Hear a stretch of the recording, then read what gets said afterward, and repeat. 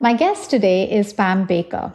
Pam is the CEO and founder of Women's Coaching Alliance. You'll hear Pam's exceptional origin story in the first few minutes of this conversation. What she's built is a really unique and human centered ecosystem of kids looking for sports coaching, their parents looking for exceptional coaches that will give their children personalized attention, and cohorts of young women that Pam has recruited by hand to bring into this program as the coaches. These are coaches that, of course, have a small source of income doing this work, but the engagement with the kids and the parent community gets them ready for the real world. But is there any AI to this equation? Is AI reaching even these dimensions of life? Find out more. This is AI-isms, human rhythms in a synthetic world.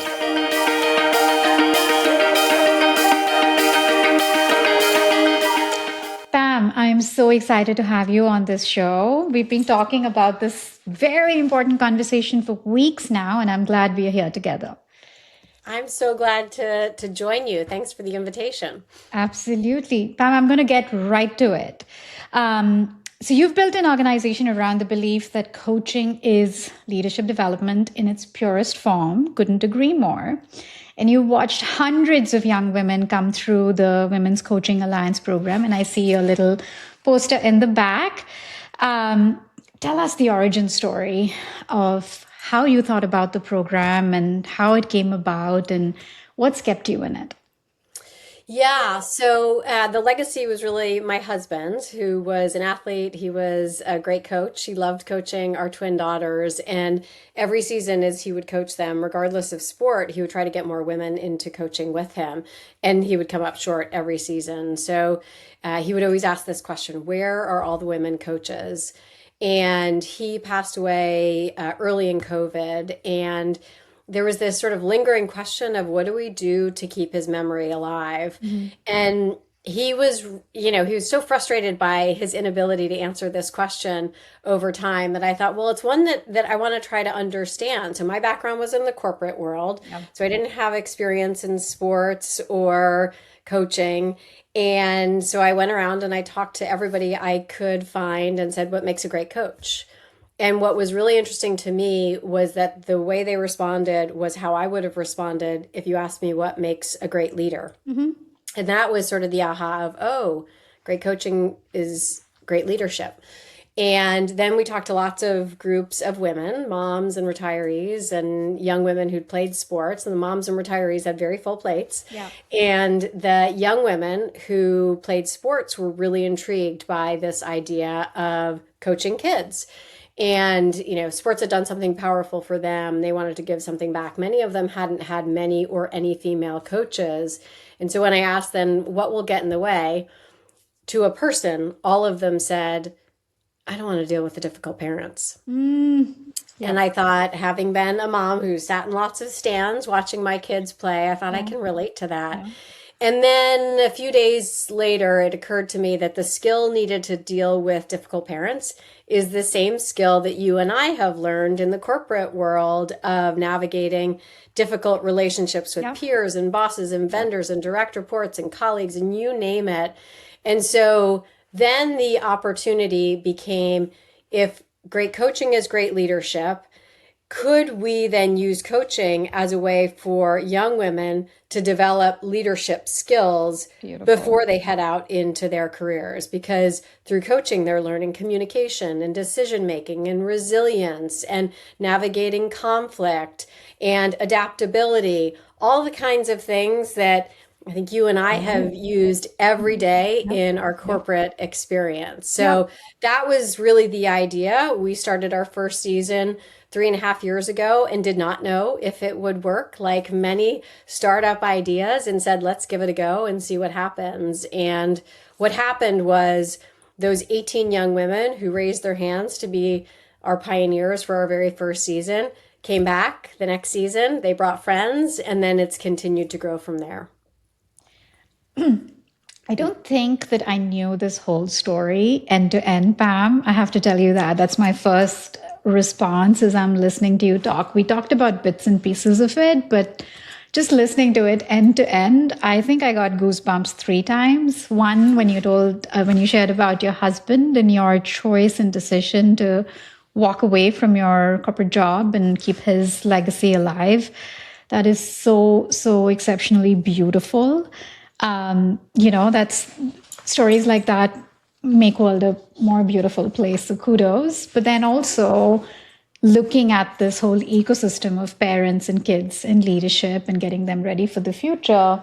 There aren't enough programs in school systems, and we're both parents that develop those skills. So using sport, something that kids are passionate about, to turn it into a leadership development opportunity is exceptional. So maybe let's stay with the 18 that raised their hands, and I'm sure there's many more over the years that that have come through your program.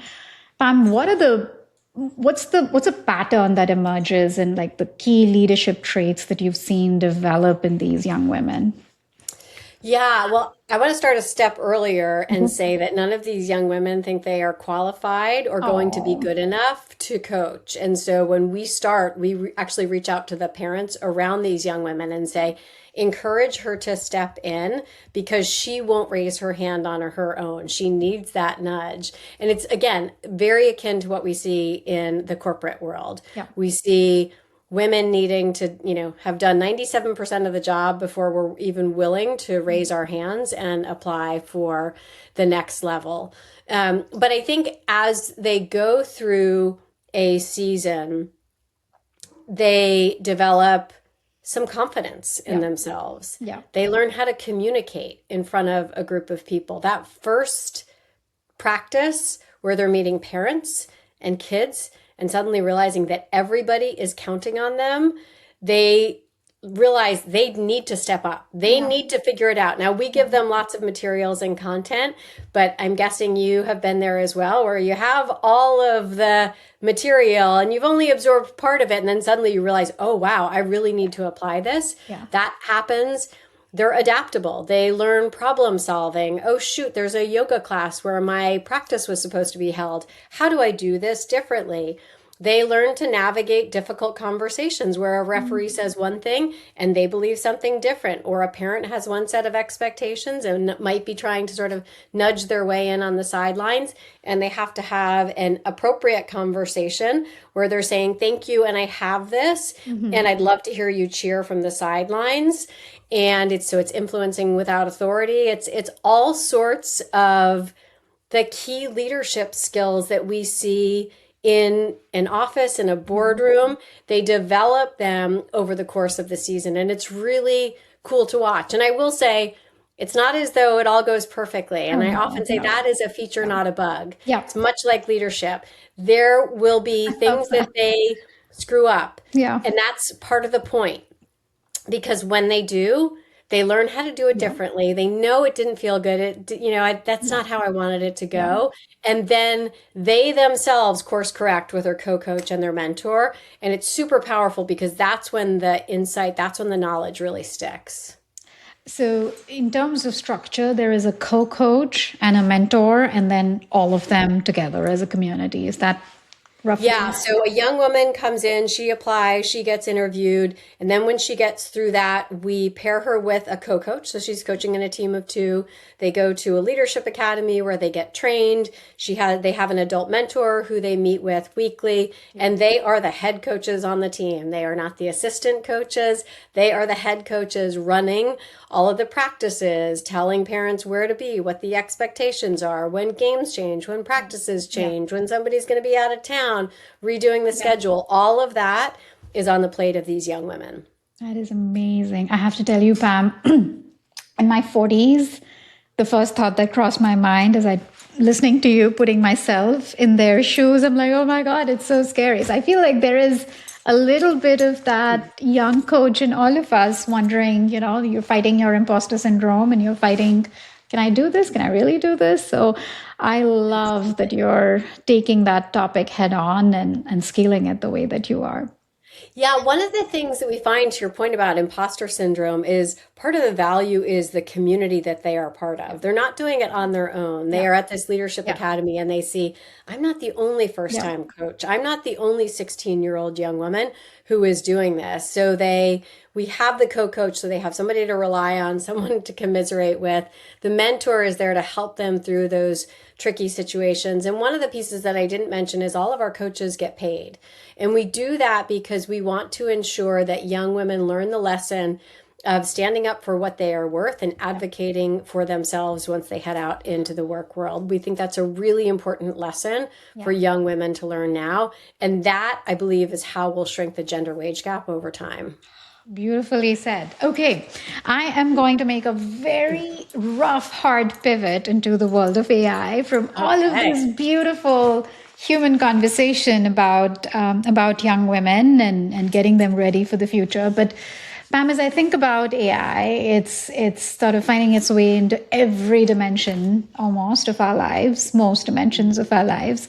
And I know from chatting with you and from my own research that it's starting to find its way in sports as well. And I think on last count, it's the sports AI market is headed towards about 30 billion in the next couple of years. So it's huge. It's anything and everything from wearables and analytics and all sorts of things that you can determine using AI. Tell me, what are you seeing from your vantage point in this segment of sports coaching? Is there something around AI that's already hitting you in your orbit? Yeah, I mean, we're seeing it everywhere as well. Now, to be clear, our focus is only at the recreational level. Yep. So we're not at club, we're not at Yep. the super competitive leagues. And Right. so that means a few things: that the stakes are a bit lower. Usually we're coaching younger kids. Oftentimes it's early in their introduction to a sport. Yeah. Now, does that mean it doesn't show up at that level? Of course not. Yeah. It's showing up everywhere. Yeah. It does mean, though, that oftentimes we have parents who are earlier in their sport trajectory than they might be Yeah. later on. But I think, we use AI. We use it for a number of pieces. We use it to help us synthesize, this is what we've done. This is the challenge that we've faced. This is the need that exists. How do I pull all of that Yeah. together for a better approach? Yeah. It's been invaluable in helping us do that, in us saying, our coaches are often teenage young women. We can't give them long manuals of content. We have to give them short snippet bursts. So AI is helpful in creating, how might that flow go? How do we deliver that information in a way that meets them where they are? And ultimately, though, the person who's doing it, I believe, really has to be a human using what they're pulling out of AI, as opposed to reading off of what they Yeah. get and saying, this is the answer, this is verbatim. Because ultimately, coaching, just like leadership, is about human interaction. It's about reading what's happening in front of you. And no AI can know that in the moment. And so it's a helpful tool. I don't see it replicating the role of the coach, at least in terms of what I hope to see. Will it? I'm sure it will. It will infuse lots of different parts of sports coaching.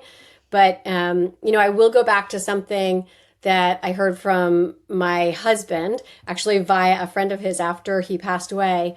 His friend Denny called me, and Denny and Doug both had coached their kids for a number of years, and they were at a sales meeting together. And Doug said to Denny, "Hey, your season just ended, right? How did the season go?" And Denny said, "I don't know. I'll let you know in 30 years." And that was sort of the point of, as Yeah. coaches, you're not focused solely, or maybe much, Yeah. on the Spread scoreboard. itself. Yeah. You're focused on, who are these kids that Yeah. you are developing and who will they become? Yeah. And that's, I think, how we measure success. It's hard for me to see a world where AI is going to do that better Yeah. than a human. Yep. No, that's beautifully said. So the science of sport and sports coaching could potentially be taken over by AI, but there's the art of it. The story that you just shared of we'll see in 30 years. That's not an intention that AI is going to come to the table with. No doubt. No doubt.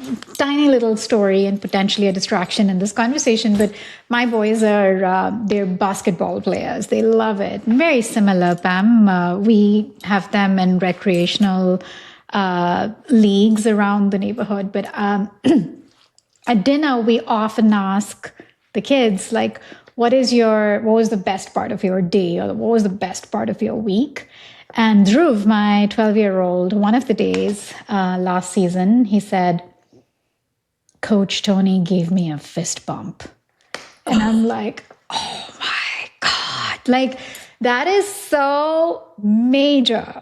Like, Coach Tony gave him a fist bump after he scored. And so, yeah, good. no. And that is feeling seen, right? That is feeling valued by someone. Yeah. And I don't, I really struggle to think of another experience that replicates that. 100%. 100%. Okay, let's continue this thread, Pam, of AI and sport. And if I think about who's listening to this conversation, there's all kinds of personas. There's leaders, there's students, there's athletes, there's many different kind of people. So I'll put you in a few different situations that are all related to AI and sports.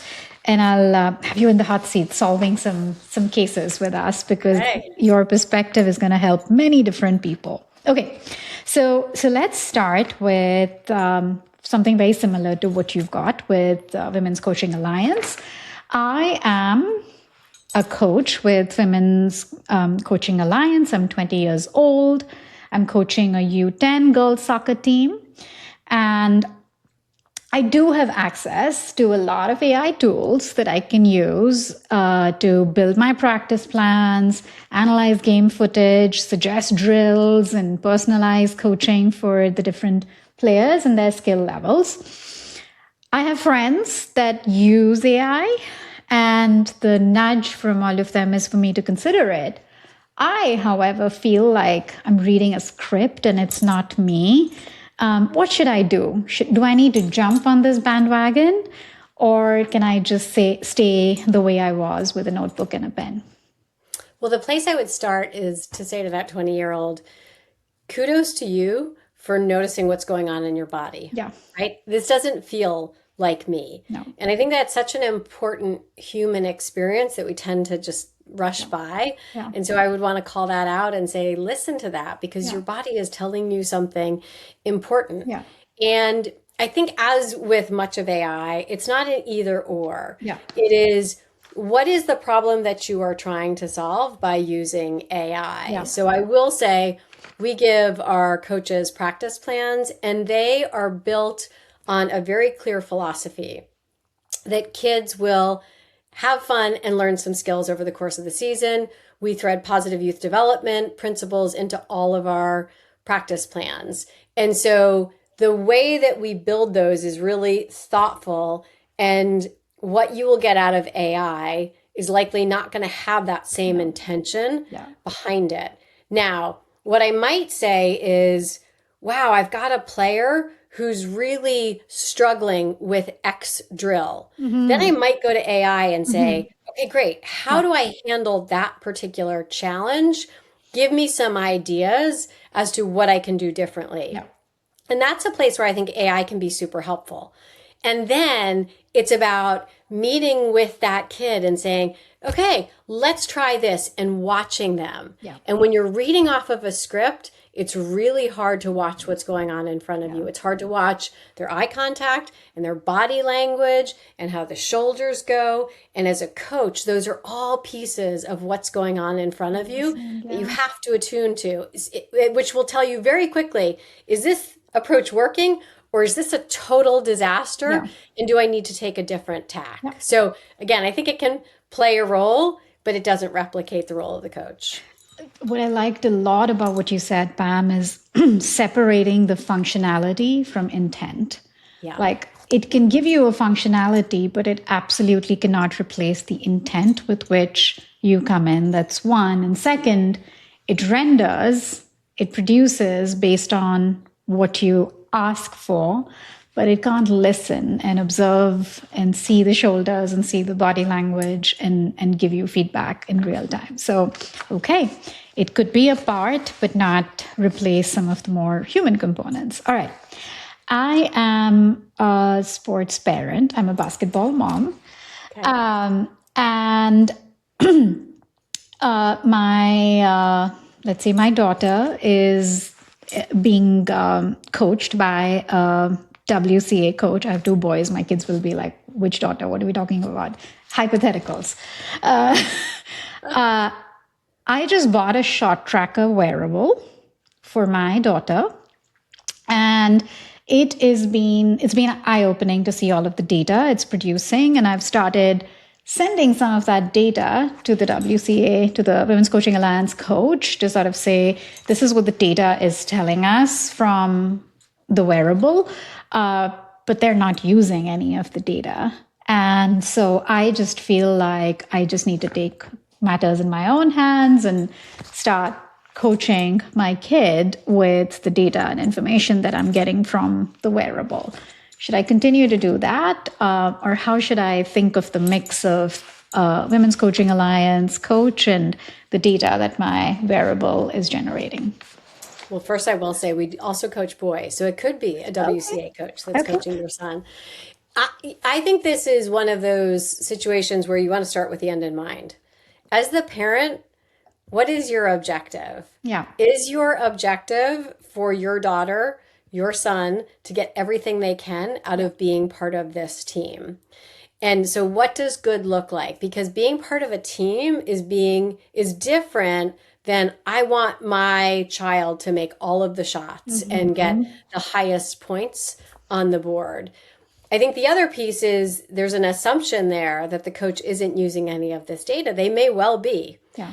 And then perhaps the question is, hey, is this useful? And if so, how are you thinking about incorporating it? Yeah. What's your philosophy, coach, Yeah. of leveraging information Yeah. about your players? You may find that there is a coach who says, I use it, but I use it in the broader context of structuring and organizing the team for the best output. Because we can have an amazing player, but that doesn't mean we have a great team. And there's so much beyond individual performance to how a team comes together and the culture of a team. And that involves every person being a part of it. So again, this is a situation where I would say there may be pieces of that information that are useful and helpful for that coach, but ultimately that coach is the decision maker on how do I incorporate that into the broader picture of what is best for my team and what we are trying to achieve as a team. And I do think, the culture of that team is often overlooked.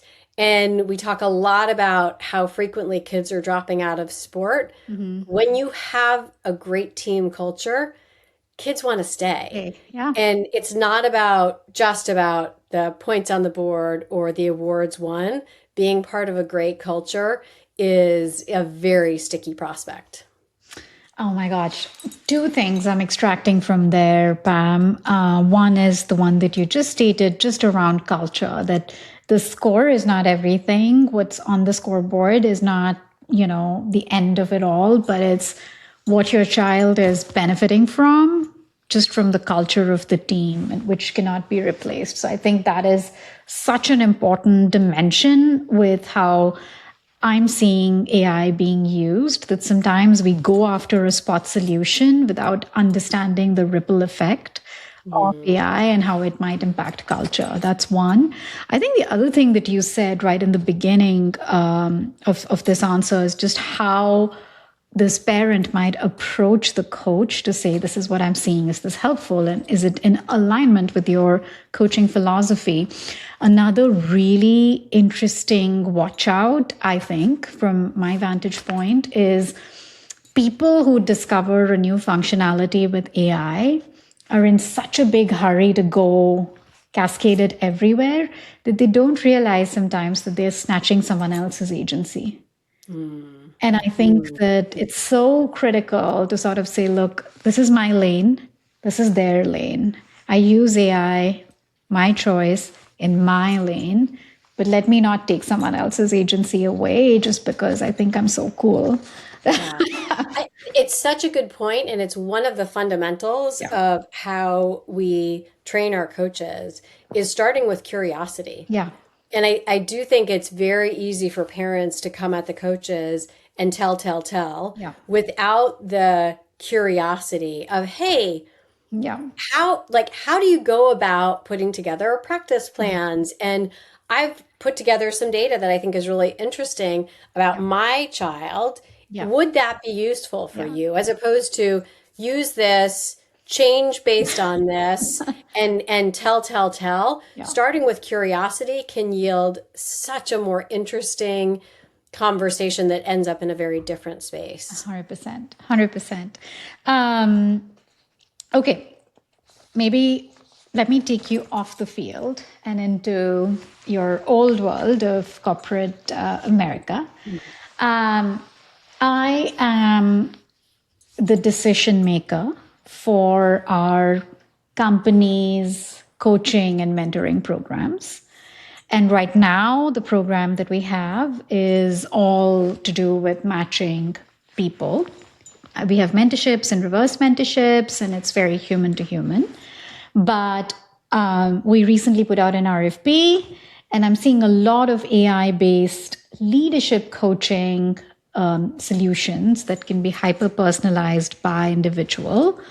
And we're seriously considering it.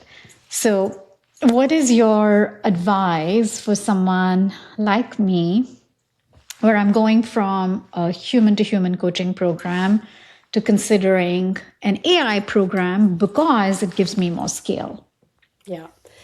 Again, I think that the question here is, what's your goal? Is this to use it for every level Yeah. of leadership? Is it segmented to a particular group of leadership?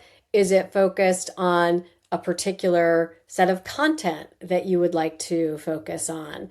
And I think there can be real value, especially in an organization where you have a large group of your team who's remote.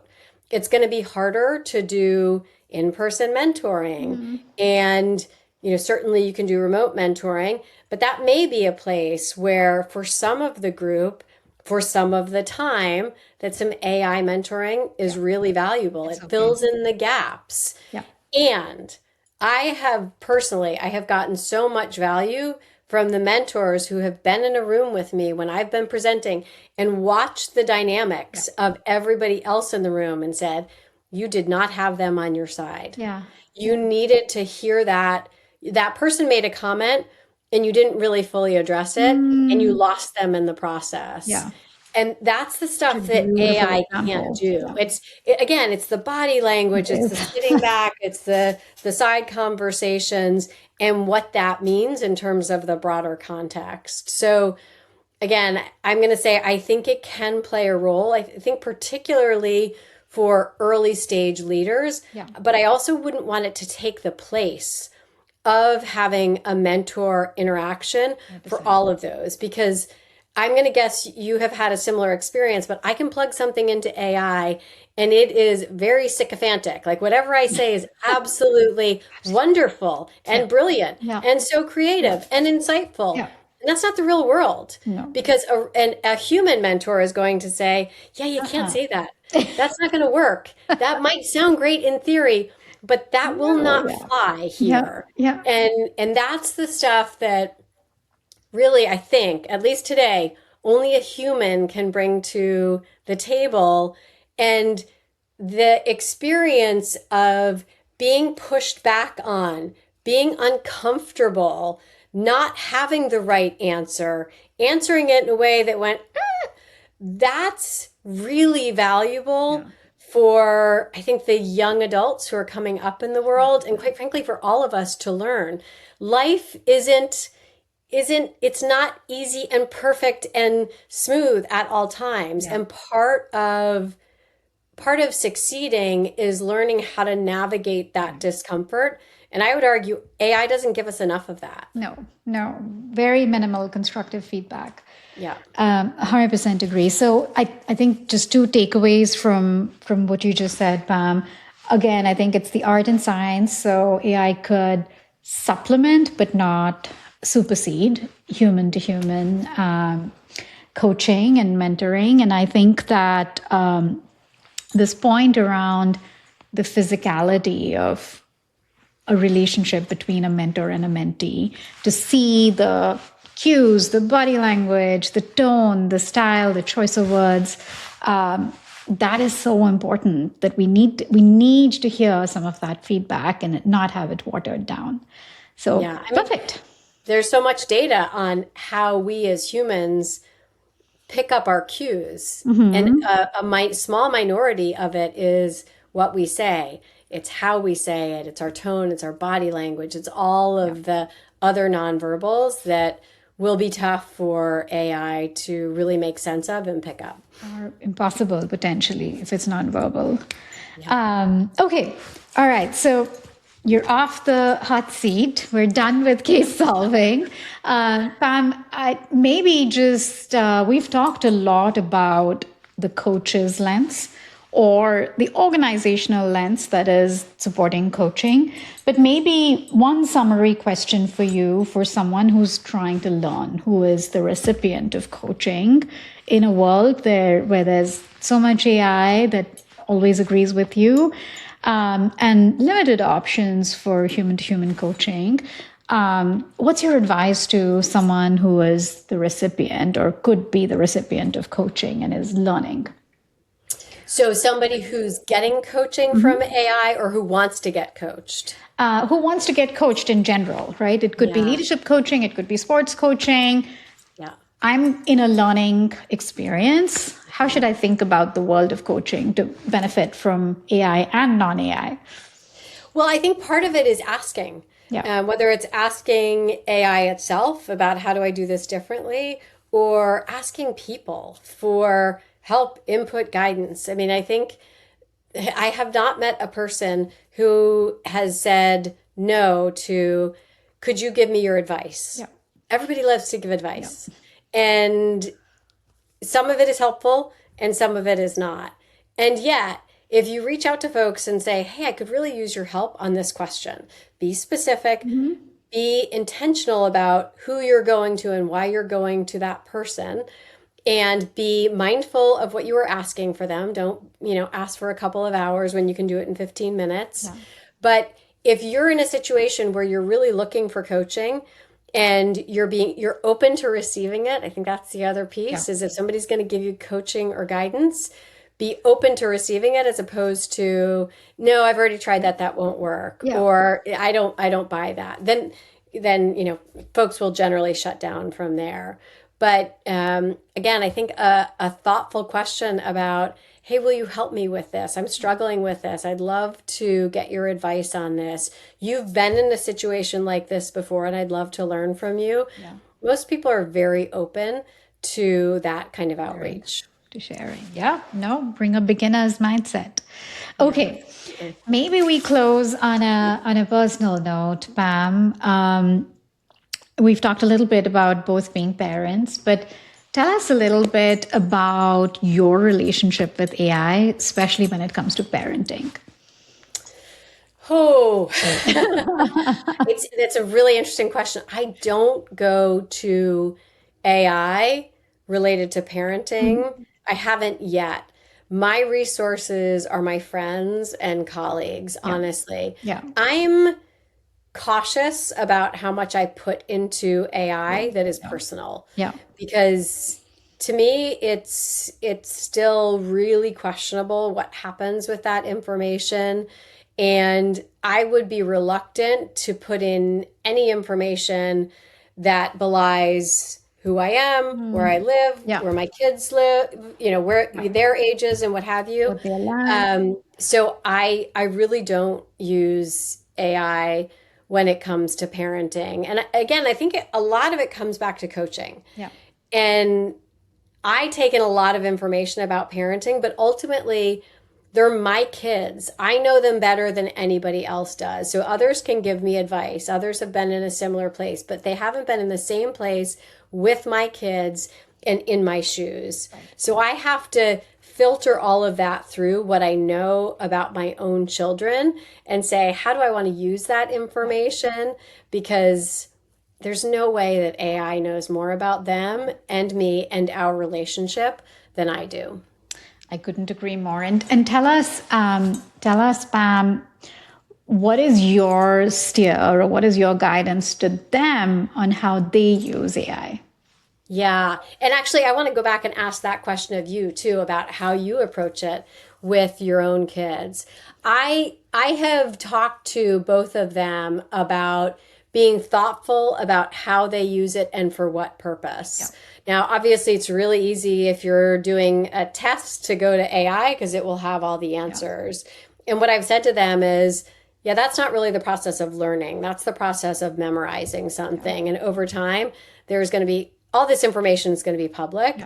So I'm not quite sure why they have you memorizing it in school. But the point of being in a learning environment is to exercise your brain and come at things through some sort of logical framework and through a process that you can apply again and again and again as you head out into the world. So it's out there. I'm not going to prevent you from using it because that wouldn't be realistic. And yet, be thoughtful about how you're using it for what purpose. And again, what information you're plugging in there, because just like social media, you don't really know where it goes. And it's probably going in places that you're not super excited about. So, but I'd love to hear about kind of your approach with your own kids.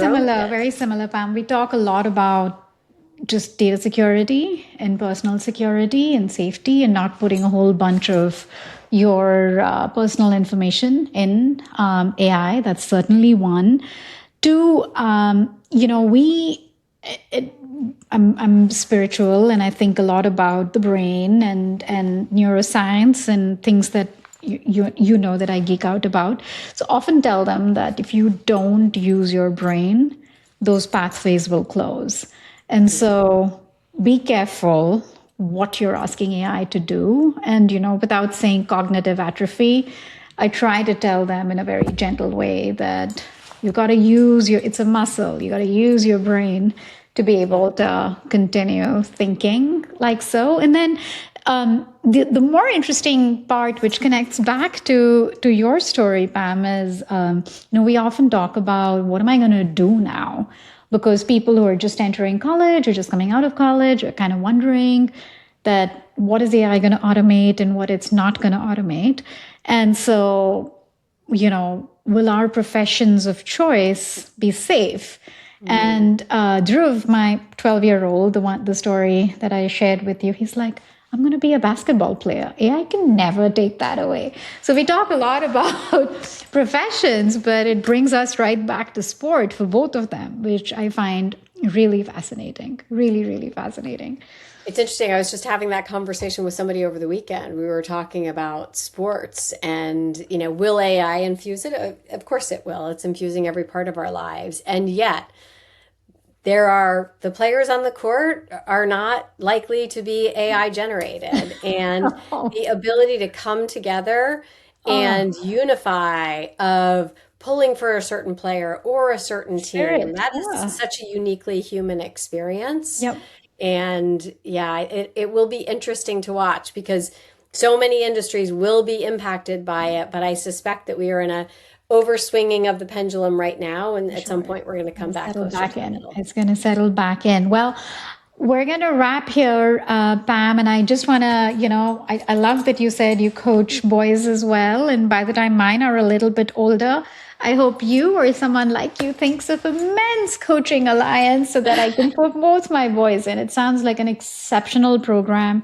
Thank you for all that you do, because as a parent, I can tell you, God knows we need exactly that kind of confidence building in our next generation. So thank you so much.